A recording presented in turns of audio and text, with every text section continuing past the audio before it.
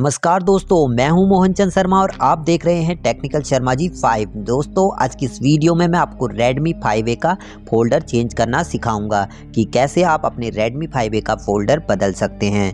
दूसरे लोगों की तरह फोल्डर बदलते समय न तो आपको यहां पर म्यूजिक लगाकर बोर करूंगा, ना ही लगाते समय की विधियों के बारे में बताऊंगा। दोस्तों, मैंने कुछ नया करने की कोशिश की है। आप इस वीडियो को अंत तक ज़रूर देखें, क्योंकि इस वीडियो में आपको पता चलेगा कि फ़ोन के टूटने के बाद जब फोल्डर पड़वाने फोल्डर के ओनर हमारे पास आए, उन्होंने फ़ोन को इतनी बेरहमी से पटकने के पीछे की क्या सच्चाई बताई।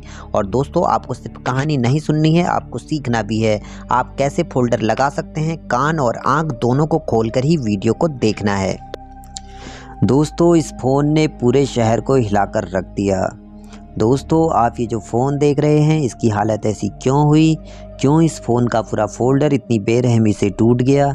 आखिर कौन है वो जिसने इस फ़ोन को पटकने से पहले एक बार भी नहीं सोचा कि ये फ़ोन कितना कीमती है और इसके टूटने के बाद उसका कितना घाटा हो सकता है?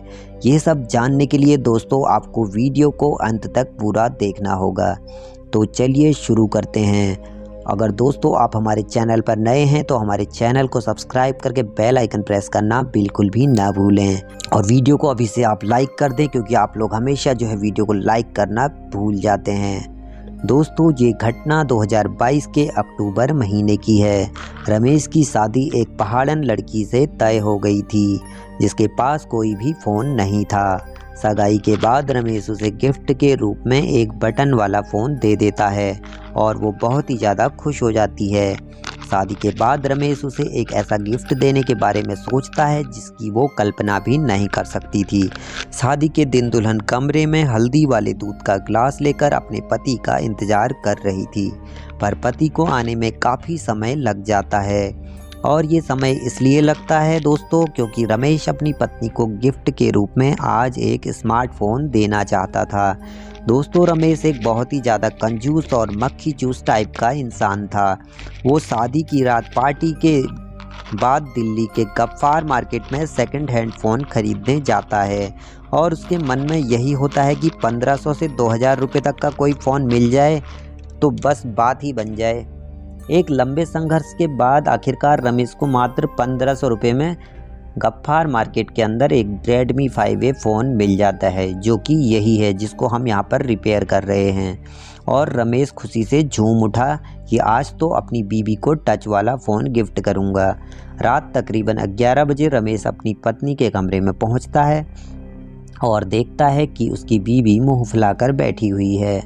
रमेश अपनी दुल्हन के पास जाता है और उसे एक प्यारी सी किस्सी दे देता है। दुल्हन बोलती है, बात मत करो मुझसे, इतनी देर तक कहाँ थे तुम? और रमेश उसे बताता है कि वो अपनी पत्नी के लिए एक प्यारा सा गिफ्ट लेने गया था। रमेश अपनी जेब से फ़ोन निकालता है और अपनी पत्नी को दे देता है।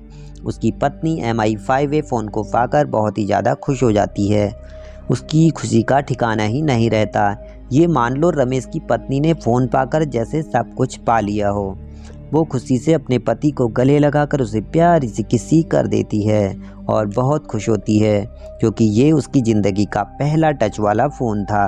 दोनों काफ़ी खुश थे अपने वैवाहिक जीवन में, पर कहते हैं ना, जैसे मौसम बदलता है वैसे ही वक्त, हालात और जज्बात सब कुछ बदल जाते हैं और समय के साथ इंसान भी बदल जाता है। रमेश की शादी को महज 3 महीने हुए थे, तभी इस वैवाहिक जीवन में समस्याओं का आना शुरू हो गया।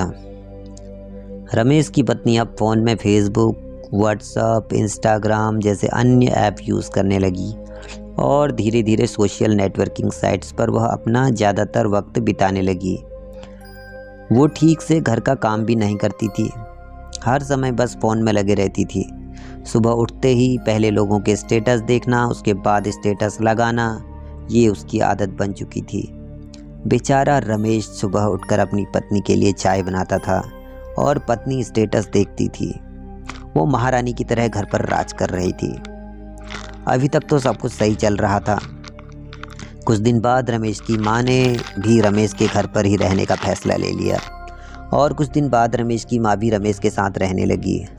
अब बहू को थोड़ा सा यहाँ पर अनकम्फर्टेबल महसूस होने लगा, क्योंकि उसे अब सुबह जल्दी उठना पड़ता था और सुबह की चाय से लेकर झाड़ू पोछा और नाश्ता बनाना, जो कि पहले रमेश किया करता था, वो सब अब उसे खुद करना पड़ता था, जिसकी वजह से वो थोड़ी परेशान रहने लगी और सास से गुस्सा रहने लगी।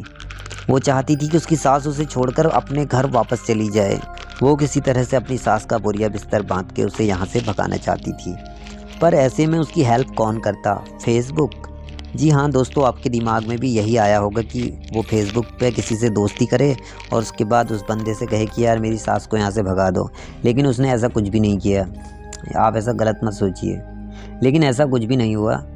उसने अपनी मदद खुद करने का फ़ैसला लिया। वो कुछ करती या कुछ कहती किसी को, इससे पहले ही उसकी सास ने अपने बेटे को बता दिया था कि ये दिन भर फ़ोन में लगे रहती है और इसका मन नहीं लगता है किसी भी काम को करने में। रमेश ये सब पहले से ही जानता था। उसकी माँ उसे क्या बताती, वो तो बेचारा पहले से ही नौकर बना बैठा था अपनी बीवी का, और वो खुद भी बहुत पछता रहा था और सोच रहा था कि अपनी पत्नी को फ़ोन देकर उसने ज़िंदगी की सबसे बड़ी गलती की है, जिसकी वजह से बहुत सारी समस्याएं आने लगी थी। अक्सर रमेश रात को जब कभी भी उठता था, उसकी पत्नी फ़ोन पर ही लगे रहती थी। न जाने उसने क्यों इस फ़ोन को अपनी ज़िंदगी बना लिया था। इस अनैठी फ़ोन के चलते उनकी ज़िंदगी की समस्याएं बढ़ती चली गई। अब उसकी पत्नी रमेश को भी वक्त नहीं देती थी और न जाने कहाँ कहाँ चैट करती थी। फ़ोन मांगने पर बोलती थी कि किसी का फ़ोन चेक नहीं करना चाहिए, मैं करती हूँ कभी आपका फ़ोन चेक। रमेश बेचारा सीधा था, चुप हो जाता था, और एक दिन रमेश के सब्र की सीमा अब ख़त्म हो गई थी। वो डिप्रेशन में था बेचारा। अपनी पत्नी के इस फ़ोन की वजह से वो बेचारा बहुत ज़्यादा डिप्रेशन में था। एक दिन उसने अपनी पत्नी को प्यार से बोला, बाबू अपना फ़ोन दिखाओ, मुझे कुछ देखना है इसमें। उसकी पत्नी ने साफ इनकार कर दिया कि मैं नहीं दूंगी तुमको अपना फ़ोन। आज पहली बार रमेश ने मर्दों वाली बात की। उसने अपनी बीवी के 2 थप्पड़ जड़े और उसके हाथ से फ़ोन छीन लिया। इस फ़ोन से रमेश को नफ़रत हो गई थी। रमेश ने फ़ोन पकड़कर पटक दिया और उसके बाद फ़ोन की हालत कुछ ऐसी हो गई।